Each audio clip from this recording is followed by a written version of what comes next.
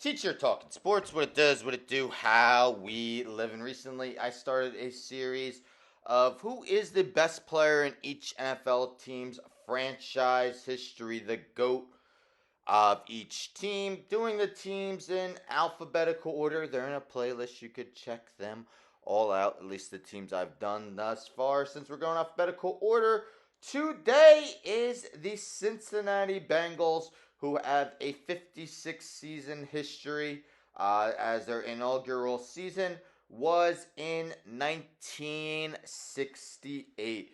Now, 2 off seasons ago, I did my Mount Rushmores for each team. So, the 4 best players in each team's franchise history, in my eyes. Last off season, I did Mount Rushmores by position, the 4 best players at each position, NFL history. So, before I get into the GOAT, I've been taking a look at who I picked for those Mount Rushmores, if I would change anything. So, when I did the Bengals Mount Rushmore, I included Ken Anderson, quarterback, was the 1981 MVP. Chad Johnson, who totaled 10,783 receiving yards and 751 receptions in 10 seasons with the Bengals. Anthony Munoz, just, accolades galore for him. And Ken Riley, cornerback who intercepted 65 passes in his career and was inducted in the Hall of Fame in 2023. So I'll keep it as it is, although there's numerous guys who are debatable to be over, let's say, Johnson and Riley. I would definitely keep Munoz and Anderson. Some of the honorable mentions I had named included Carlos Dunlap, James Brooks, Corey Dillon, Jesse Bates, Joe Burrow, Joe Mixon, Jamar Chase, Geno Atkins, Boomer Esiason, Willie Anderson, Andy Dalton, Lamar Parrish, Chris Collinsworth, Reggie Williams, Andrew Whitworth, Max Montoya, Tim Crumry, AJ Green, Pete Johnson, David Fulcher, and Carson Palmer. So definitely a lot of guys who had a case to be on the Mount Rushmore. But in my eyes, there's really only one guy who could be considered the best player in franchise history. Probably one of the easier ones I'll have done. Best player in Cincinnati Bengals history is left tackle Anthony Munoz, the third overall pick in the 1980 NFL draft. He was a first ballot Hall of Famer in 1998. Munoz played 13 seasons in the NFL, all of them coming with the Cincinnati Bengals. As I mentioned, accolades galore for Munoz. His teams reached 2 Super Bowls. Unfortunately, didn't win any, but we take a look. I've been showing each player's Pro Football Reference page. The guy I picked as the GOAT. Of course, offensive linemen don't have many stats, but you see Munoz caught 7 passes for 4 touchdowns. But anyhow, in his 13 seasons, Munoz was an 11-time Pro Bowler and a 9-time first team All-Pro, member of the Hall of Fame. All 1980s team was named to the NFL's 100th anniversary team.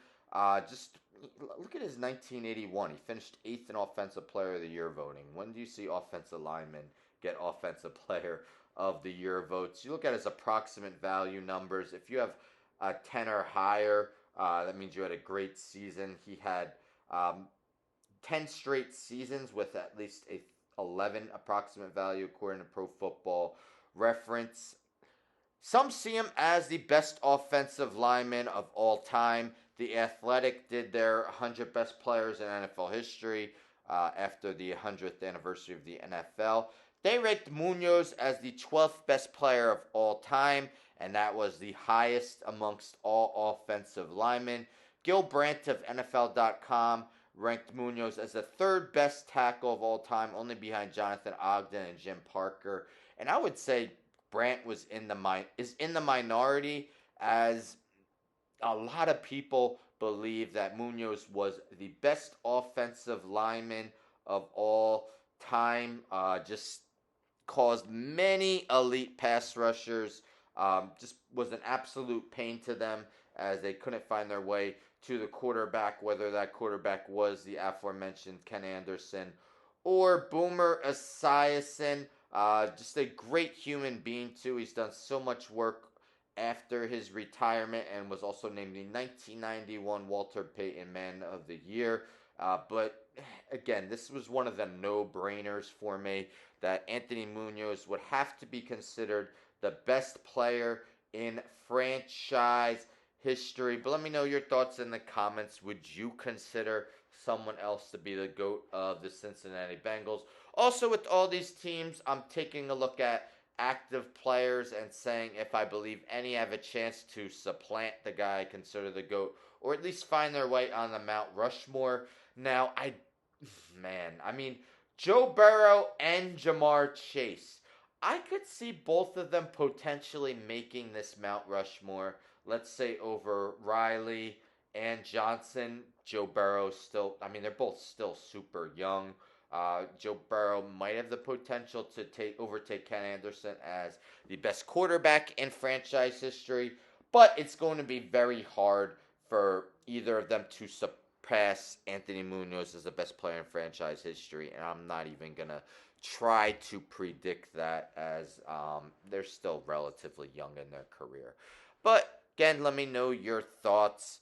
Anthony Munoz has to be my best player in Cincinnati Bengals history. I wasn't sure if I was going to be doing these daily, but I have been. So if I do it tomorrow, I will be doing the Cleveland Browns. So stay tuned for that. Again, all these are in the playlist, as are all my NFL Mount Rushmore videos. Anyhow, don't forget to subscribe. Tell a friend and tell a friend and tell a friend to subscribe. Like the video, share the video, hit the bell for notifications. I'm out.